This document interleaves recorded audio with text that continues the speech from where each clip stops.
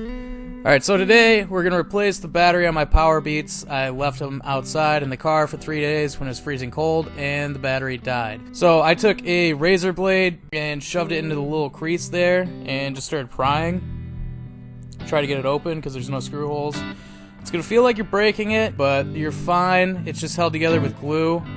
So you just pop it open. I popped open the wrong one first. I was looking for the one with the battery. This one has the power button and the electronics, but not the battery.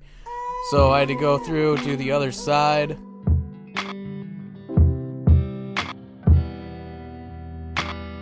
Boom, there we go, we have the battery, it's nice and small.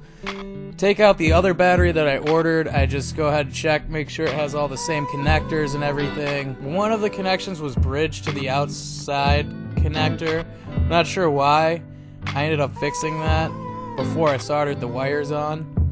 So it all ended up working fine, so I assume I did the right thing. You're going to want tweezers for this. These wires are super duper small. So first off, you're going to start by tinning up the tip of your soldering iron. That way it conducts heat nicely and makes it a little bit easier. First wire came off with no problems. The second and third wire, I had a little bit of an issue getting those ones off. Especially because they had like a hot glue over the top of it, but not entirely.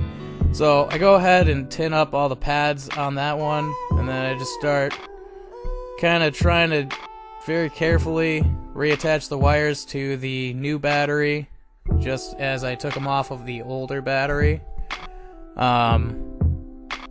It looks really easy on the camera. It was really nerve-wracking while I was doing it because those wires are very small. So I went ahead and just like in the original how it had hot glue on it, I just kind of put a little bit of glue down, reattached everything else, and tested them out. And they work perfectly.